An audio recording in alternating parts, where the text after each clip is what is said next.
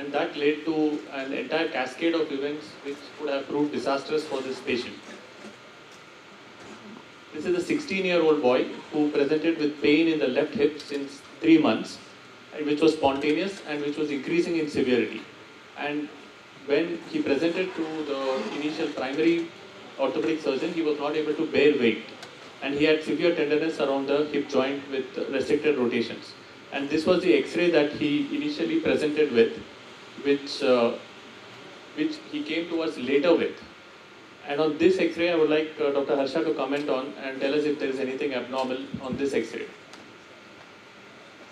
The anteposterior view of the pelvis covering with both hips, which is showing an well-defined lytic lesion over the head of the left femur with defined margins, and there is an extension into the capital area also with soft tissue with no defined periosteal reaction.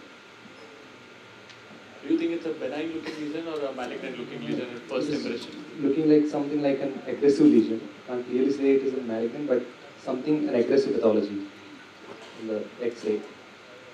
Right. So this patient, this was the X-ray which is magnified, and as Dr. Harsha has told us, it's clearly something that is happening in the epimetaphyseal region. So this patient was advised a biopsy by the primary orthopedic surgeon, but he didn't get the biopsy done, and he presented a couple of months later with this X-ray. And we can see now that the lesion has progressed and it's caused almost a pathological fracture at the neck, and it's looking like a very permeative, diffuse appearance which is aggressive. The primary consultant then decided to go ahead with a biopsy. He decided to go ahead with an MRI, which is the next step after an X-ray.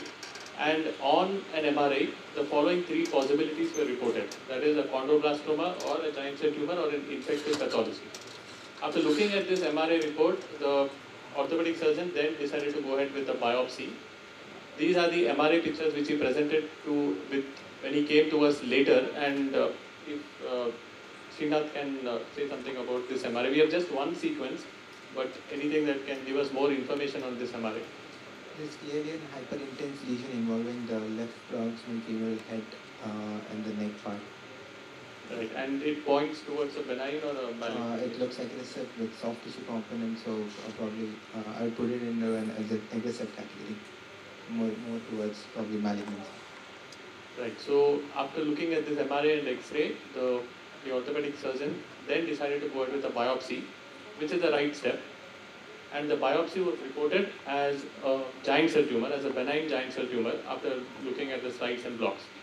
So as is expected and as is the norm, the surgeon went ahead and did a curettage, fibular bone grafting and plating of the proximal femur. What happened was, a couple of months later, the patient again presented back to him with this kind of picture. Yogesh sir, can you tell us something? If you were to go back to the second X-ray, the one that shows progression, that is showing a pretty, aggressive lesion with mineralization within the matrix. Now that gets me worried. And even the single MRI image that we got to see, that is also not showing the signal characteristics of a giant cell tumor. A giant cell tumor should show us a bit of multiloculated lesion, a few cystic areas, and of course the X-ray picture in a GCT is going to be completely different. It's more of a well-defined lytic neoplasm in the intramedullary area of the neck of the femur. This is more of a cortical destruction encroaching onto the neck of the femur. So I'm worried. This is definitely aggressive. This is not a giant cell tumor. I would have challenged this particular histopathology report. That's what I was about to ask. Gunakan sir, what would you have done, sir? If after reading this report, would you have done anything? We would have got a review done from my experienced pathologist. That is one option. The second option, if we don't have that particular those blocks available, then we would have had to repeat the biopsy before proceeding ahead with the interventional treatment. Right. So after reading the biopsy report, if it's not matching with the radiology, then we either get a slide and block review from another pathologist who's experienced, or if we do not have the slides and blocks, then we go ahead and repeat the biopsy again. See, that's the reason why it is important to treat these patients after a multidisciplinary team discussion, because there the radiologist, the pathologist, the surgical person, medical and radiation oncologist, all of these guys are sitting together. and then they discuss that particular case. That typically doesn't, that happens only in a sarcoma center. It doesn't happen in other centers, pure orthopedic centers. And then this sort of common mistakes, because we are discussing amongst these four walls, it's okay. We can sort of say that this was probably a big mistake of going ahead with the interventional treatment. Surgeon would have sent again biopsy after doing this actually. That would have helped him. Yeah, he didn't send the final. That has to be done. Yes, that's another learning point, that whenever we curate or whenever we resect, we always have to send the specimen for final histopathology, because occasionally the final histopath may differ from the biopsy report. So as a rule, we always have to send the specimen or the curated material for final histopath. So at this stage, the patient has presented to us with this X-ray. At this stage, what do we do, Srinath? Get the histopathology reconfirmed. If the slides and blocks are available at the first procedure, I will get them checked with my pathologist, or I will get fresh imaging done and repeat a biopsy to make sure what the pathology is. So fortunately, we were able to get the slides and blocks, the same slides and blocks which were initially reported, the same material, and we were able to get it reported by another pathologist, a senior pathologist at NIMS, and he reported it as telangiectatic osteosarcoma, and right from the beginning it was telangiectatic osteosarcoma. So it was not a giant cell tumor, it was the same slides which were reviewed by different pathologists. And this can happen because bone tumors, we all know, are rare. They are rare not only for orthopedic surgeons but for the pathologists as well. So somebody who has not seen a lot of bone tumors, they can see giant cells and report it as giant cell tumor. But giant cells can be seen in a number of lesions. So once we've got a diagnosis of telangiectatic osteosarcoma in an operated patient, then what is the next step that we would like to do if Dr. Hema Kansal can tell us? I basically wanted to put a question from my side. Dr. Yogesh, what's your practice? Because here, I go around quite a lot. So, whenever we take a biopsy, like, do we send it to, 2 centers or 3 centers? Yeah, that's a very common question that is posed. We typically tend to avoid doing that because, as we all know, sarcomas can be heterogeneous. So, and when we do a genital biopsy, we will be targeting multiple areas through a single incision. So, it is very commonly possible that we are targeting one low-grade area and one high-grade area, and you may be distributing the sample to two different people. One may report it as a low-grade and the other may report it as a high-grade. So as far as possible, we should not be doing that. Send the entire material to one experienced pathologist and get an opinion from them. Once they have their blocks ready, we can circulate those blocks to multiple centers for further opinions. So what do we do now, Hema Kansal? It's like we've got a biopsy report which says it's a telangiectatic osteosarcoma. It's been operated and contaminated. One is you look at the, clinically the scar and so on. I'm assuming that it could be the lateral approach there. And then, for local this thing, you need an MRI to plan your surgery and so on. And here, because you've got metal in, you will need to do a Mars protocol MRI. You need to find out, at least that's what I do, look for the center where Mars protocol The is X-ray available. did show some acetabular involvement as well. Yes, yes. This is on this X-ray that it shows acetabular involvement, which wasn't there on the initial X-ray. Initial one, yes. So another pertinent question that we have to ask you, even if it's uncomfortable, is when the patient asks you whether this was a mistake in the first instance or whether it could have been detected in the first instance, then what will you tell the patient? So Srinath would have definitely seen this in Pathotakam. So that's a common question, and you can't actually flatly say anything wrong with the first procedure. You tend to play safe, saying, what they did, and then there were other reports like the MRI and biopsy supporting them, and that is why probably they've done it. But deep inside, what was done was wrong and what was done should not have been done. But unfortunately, we can't bluntly tell the patient. So unfortunately, you can't tell the patient that what has happened is wrong, and then you got to play safe, and then somehow mellow down the patient, saying it is not something wrong that was done. Right. Same thing Yogesh said. Yeah, kind of, you have to play this particular situation in a little diplomatic way.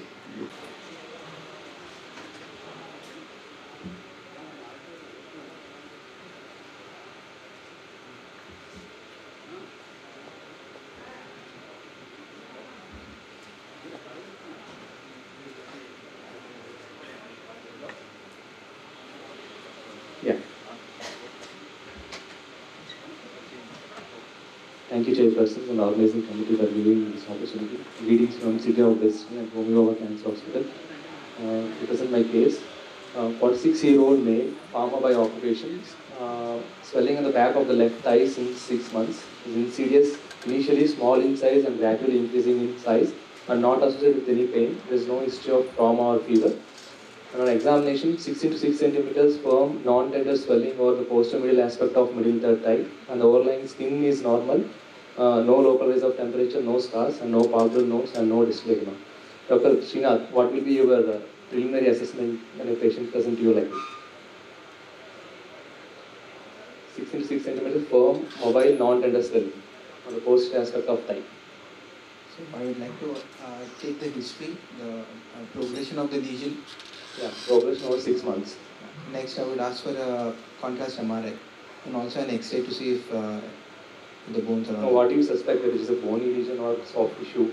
You're saying it's mobile, so I'm suspecting it's from the soft tissue, and then the bone should be free. So, like there may be in our general practice, there will be many patients present to us with the soft tissue swellings. Like for every patient, will you advise MRI or other like signs which you made the suspicion to get an MRI done? So the indications here of getting an MRI are the size of the lesion and also the progression and the complaints. Yeah, so if the size is more than 5 centimeters, then you should typically suspect that you are dealing with an aggressive pathology. Many patients will have like a lipomas or neurofibromas in general, but the history and usually the swelling which is more than a golf ball size, usually we will suspect a neoplastic origin. But the patient had an X-ray outside and he presented to me with this X-ray. Dr. Rajiv, can you please read this? An X-ray of the left femur with the knee joint, AT and lateral views. There is some calcification and soft tissue shadow on the posterior and medial aspect of the thigh. There seems to be no periosteal reaction or cortex involved, and the bone marrow also looks normal. So this looks like a soft tissue calcification with soft tissue shadow on the X-ray. So in spite of the calcification, you still feel this soft tissue swelling over here? Yes. Yeah. So in what soft tissue lesions like would you expect this type of calcification on X-ray? The first thing that comes to my mind is a synovial sarcoma with soft tissue swelling with this kind of calcification on it. Some sarcomas or some vascular neoplasms may present with the calcifications in the X-ray. So as a Very, very slow growing, less than maybe 2 centimeters in size and subcutaneous in location. Only then I would think of an excisional biopsy, as far as the soft tissue lesion is concerned. And with that, we would like to conclude the session.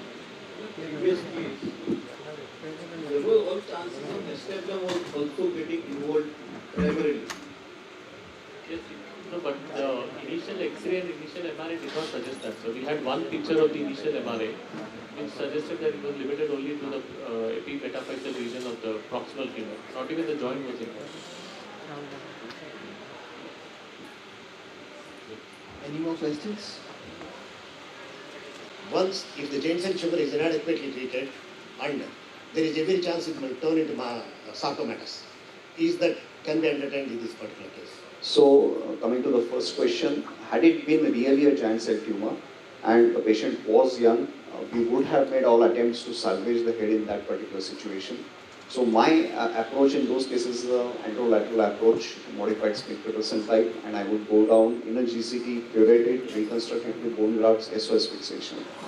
The recurrence in a giant cell tumor will solely depend upon how complete the extended curettage is and whether you are using a high-speed burr and hydrogen peroxide as one of the adjuvants. So it will solely depend upon the completeness of the curettage. If it recurs, and we have, I just analyzed my series of giant cell tumors last year, about 212 cases, and even though they recur, they don't have any malignant potential. Histopathologically, they are still giant cell tumors, and they don't have an increased potential to metastasize also. So those cases, again, even if there is a recurrence, we would again treat them by their merit of radiological appearance and the extent of involvement. So this particular notion that if a GCT recurs, it is probably malignant is not true. It was probably all these GCDs which turn out to be malignant on pathology later on are actually malignant giant cell tumors to begin with, which are actually very rare case scenarios. And most of these are probably giant cell rich osteosarcomas to begin with, which were misdiagnosed as giant cell tumors and then later on diagnosed as malignant giant cell tumors. So we have not found in our series that a recurrent giant cell tumor has a malignant potential. Yes, if they keep on recurring multiple times, they have a potential to metastasize, but pathologically they still remain giant cell tumors. Even if they metastasize to the lungs, sir, if you do the biopsy from the lung regions, there is still giant cell tumor and benign. Thank you.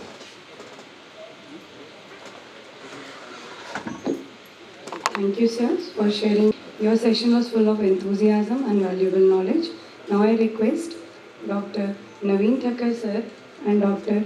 A. Pratapi Ramaya, sir, to honor all the panelists and presenters. Dr. Yogesh Panchmak, sir.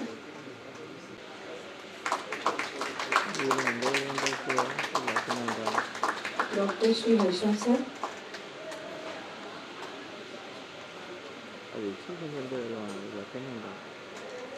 Sir, to honor Dr. Naveen Thakkar, sir, and Dr. A. Pratapi Ramaya, sir.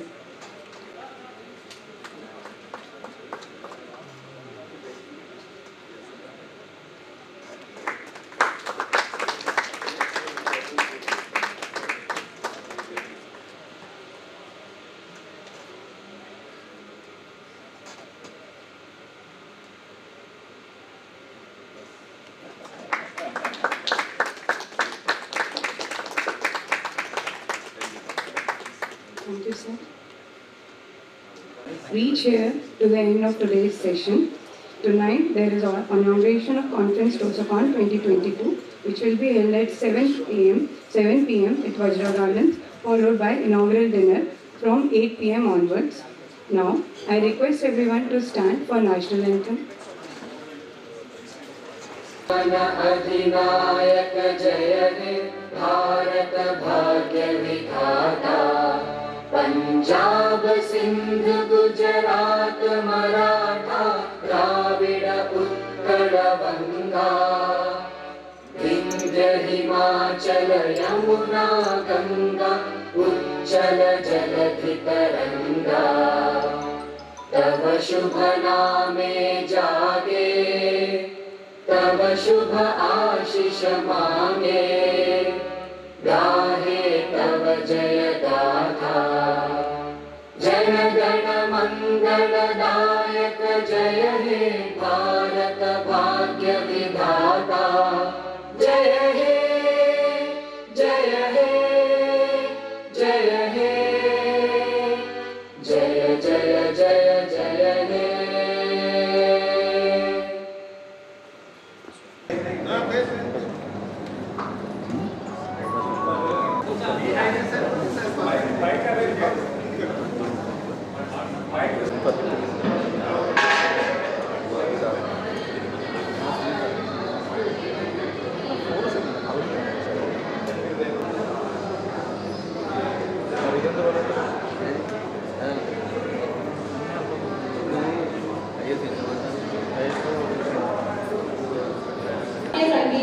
Karnataka Garden by Ummadi Lakshminachari, Principal Sangeetana Music Academy, Hanmakonda, Sahakara Garden, P. Deeshika Reddy, Violin, Sri Chindi Krishna Garu, Mridangam, Sri Yedidas, Beam Shankar Garu and me.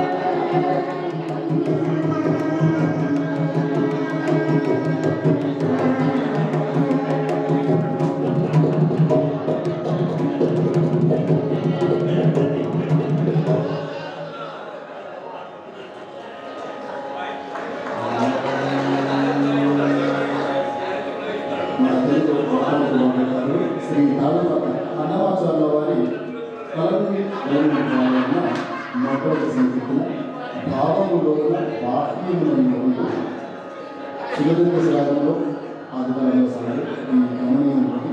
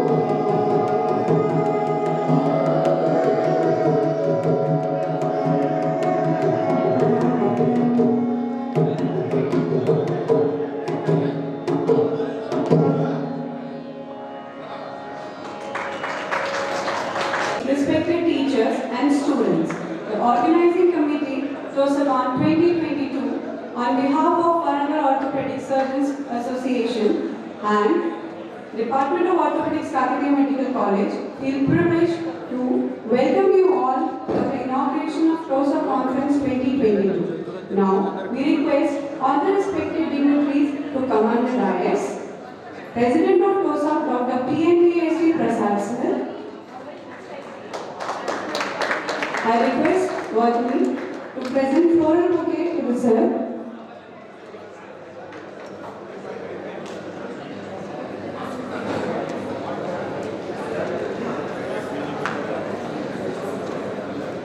Chief guest, Dr. Naveed.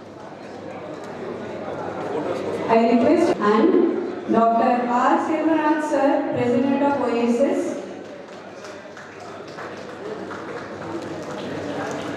I request Uma to present floral bouquet to sir.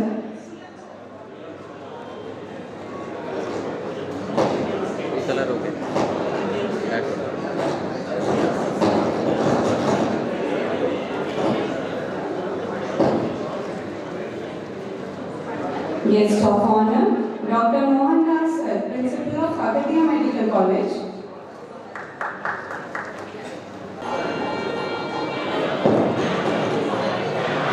And Dr. V. Chandrasekhar sir, Superintendent of Mahatma Gandhi Memorial Hospital, Varanasi.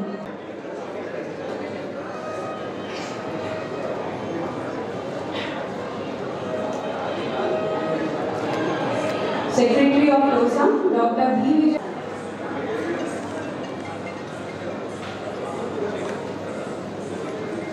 Organizing Committee Chairman, Dr. J. Venkateshwar sir.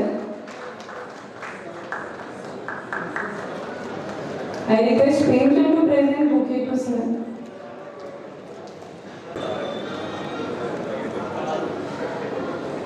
Organizing Secretary, Dr. V. Rajesh sir. Rakesh sir. I request Uma to present floral bouquet to sir.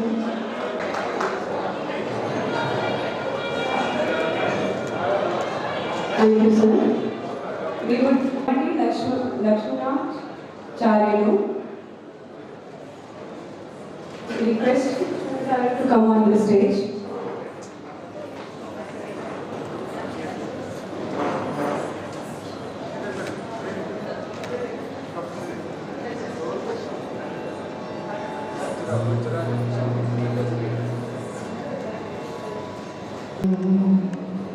तप्तकाञ्चन सन्निभम् एकदन्तं महाकायं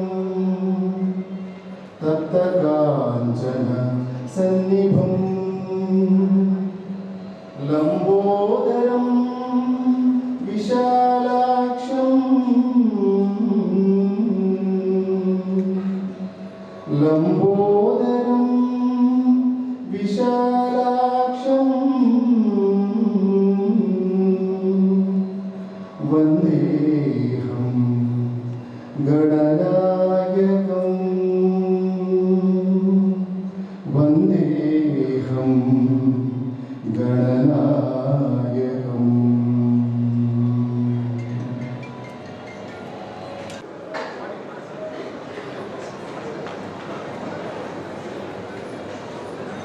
I request everyone to stand for the prayer.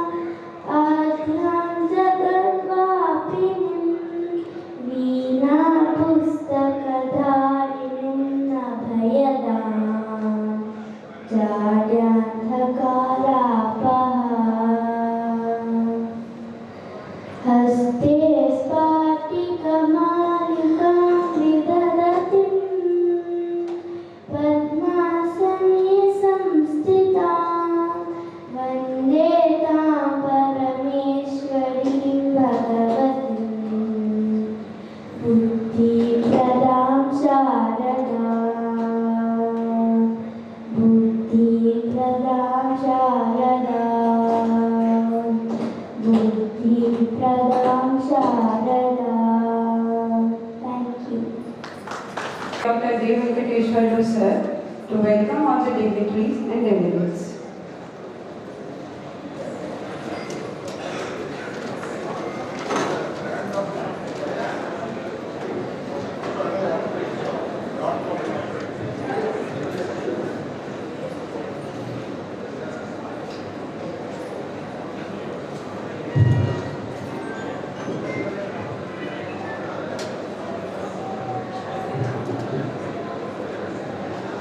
President TOSA, Dr. PNVSV Prasad Garu,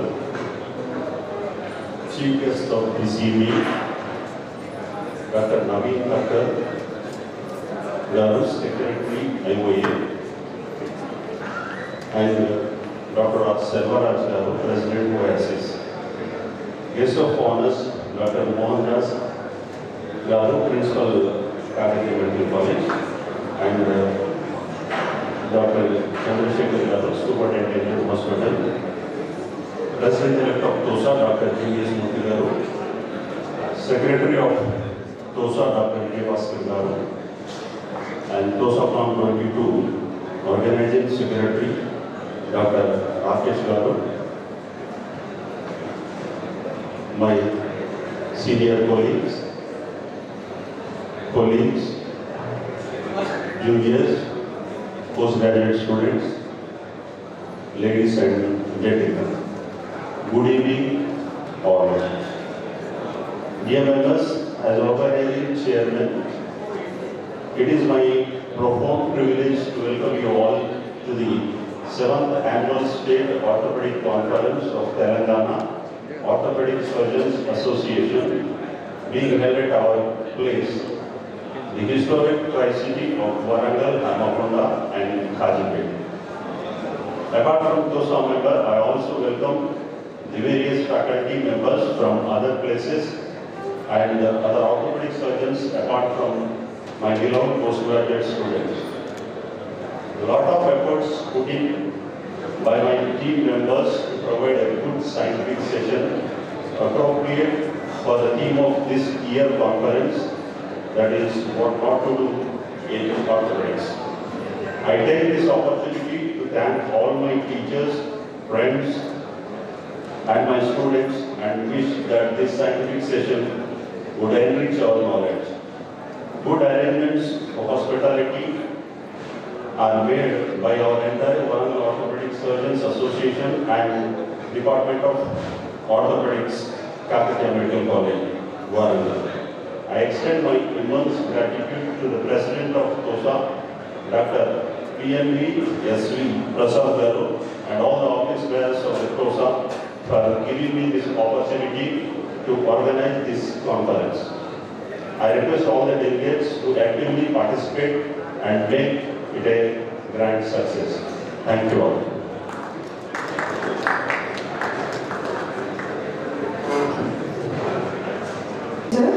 Now we request TOSA President Dr. PNVSV Prasad sir to inaugurate the TOSA Conference 2022 by lighting the lamp, and we request all the dignitaries on the dais to accompany the sir.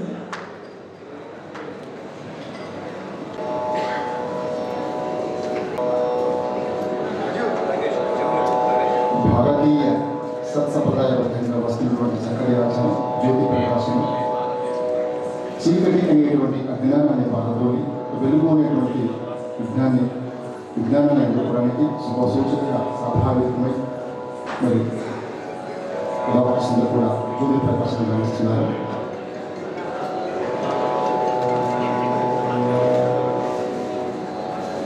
Deepam Jyothi Parabrahma దీపేన తమోమః దీపేన సాధ్యతే Sarvam సంధ్యాదీపం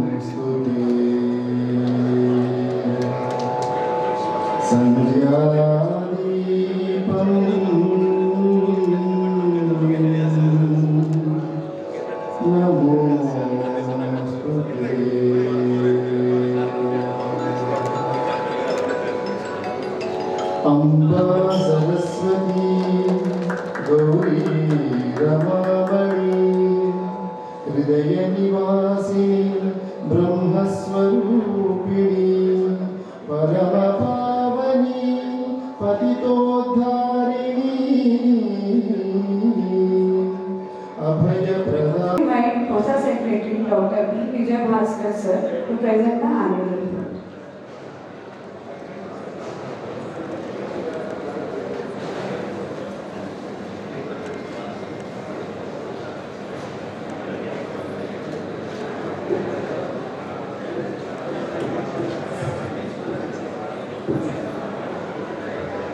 Good evening, all of you. As the Secretary of Telangana TOSCON, I am delighted and honored to be here in Warangal, and I am astonished to see the extraordinary arrangements made by TOSA, and the TOSA 2023 is going on in MGM Hospital and KMC Warangal. Here I prepared certain slides to present, but anyway, I'll read out my report. Regarding obituaries, unfortunately, we lost two persons. One, Dr. T. Mahesh from Siddipet, and another from Hyderabad, Dr. Krupakar. Both are demised because of a heart attack. May I request all the members to stand for 1 minute to mourn.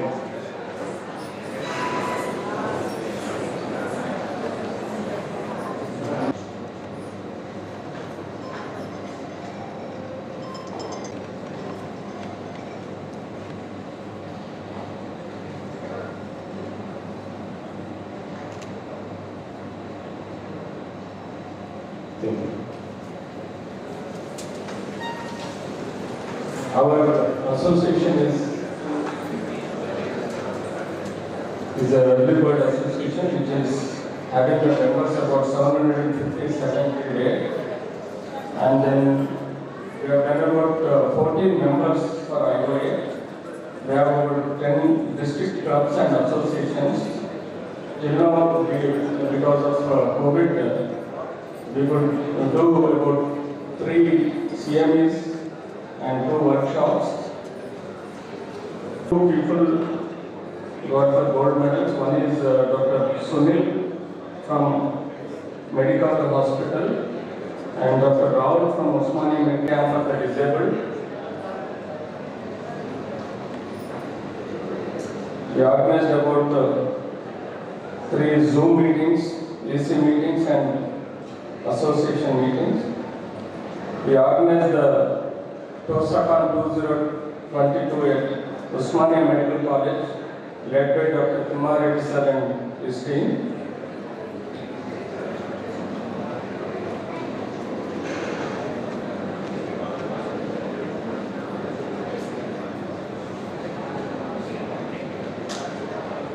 And there was a early testable cadaver workshop in TIMS organized by Dr. Uday and his team.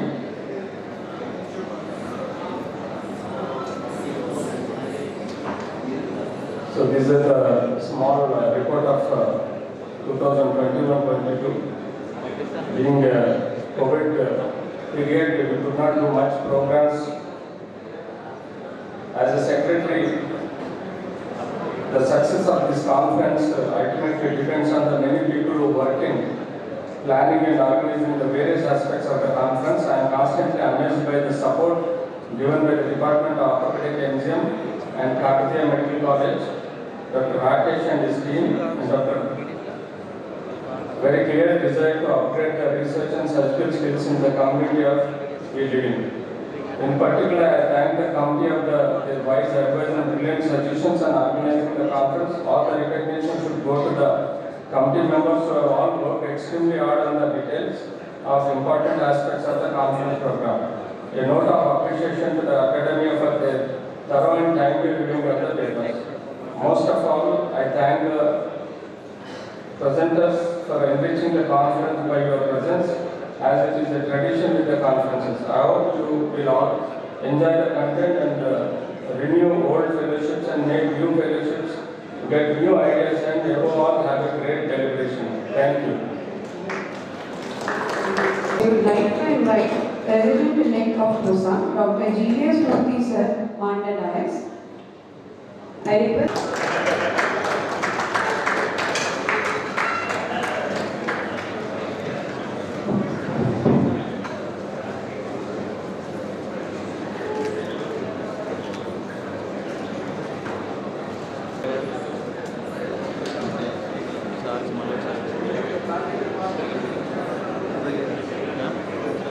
Now we will move to our next.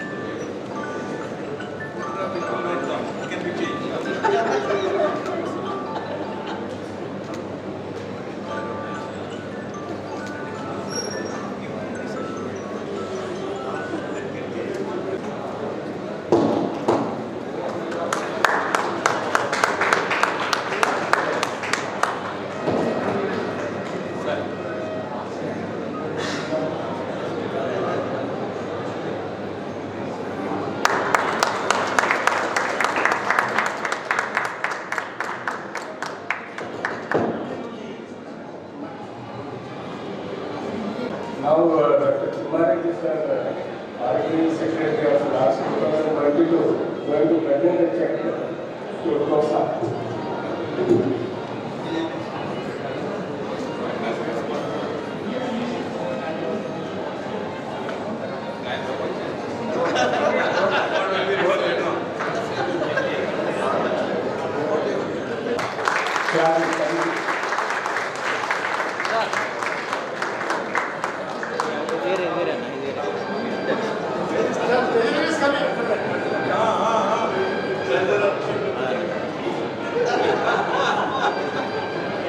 Ultimately, it will come to you only.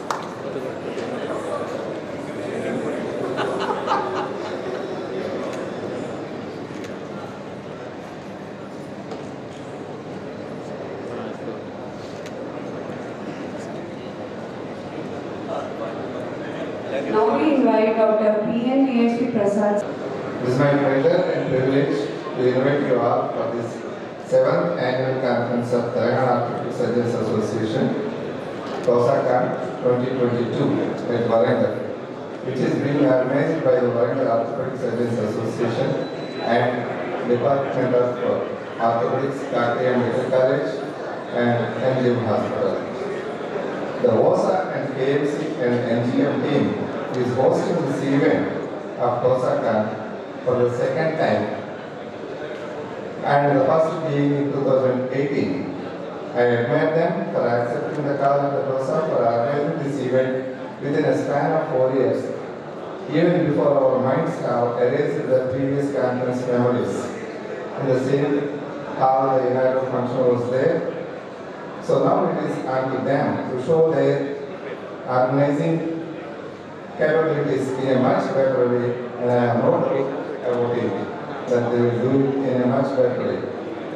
I am fortunate to be here as President of TOSA, as in this prestigious Kakri Medical College I have done my graduation and I have reached this position in orthopedic specialty. I still have many fond memories of friends and the campus afresh. I have seen that this campus is losing its shine because of old sheds and behind the hospital and staff quarters in the front and lots of greenery all around. But now I could see the development of this institution with the addition of College Narayan of University of Health Sciences and a new super specialty hospital, also along with a new auditorium from the NRI alumni. As our Honorable Chief Minister Sri KCR Garu has kept the public health in priority now and given the job to the able and dynamic Health Minister Sri Harish Rao Garu, we expect that the new super specialty hospital will come up in the neighboring old central area in the near future and added to the glory of this institution.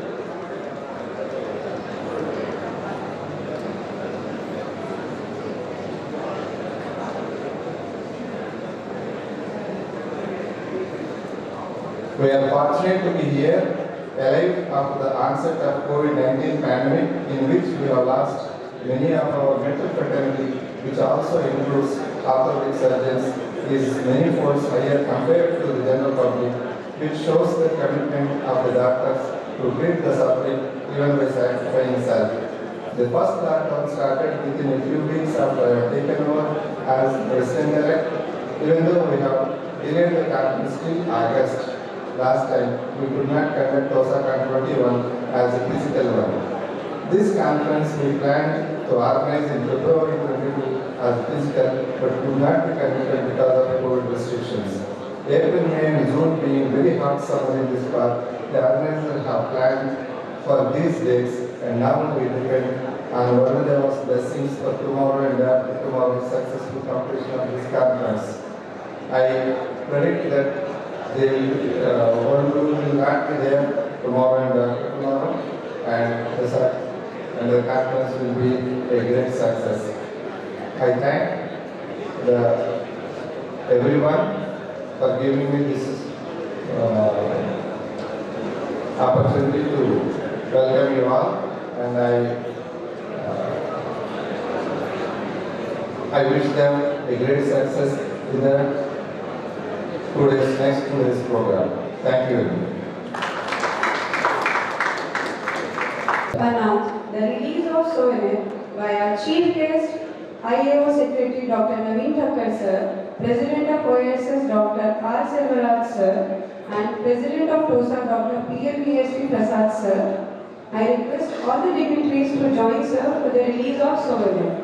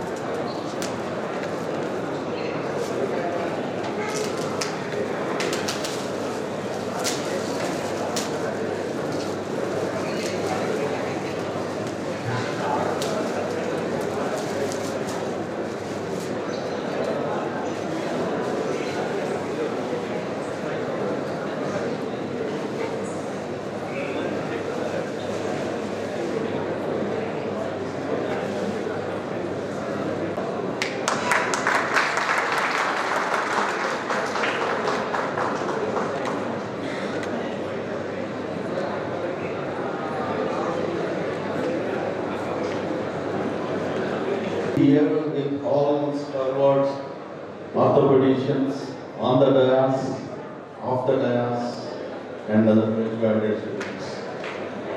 So, by looking, it is organized in very grand manner and befitting for the Kakatiyan culture and all. So, I heard from the speaker that it is the second time.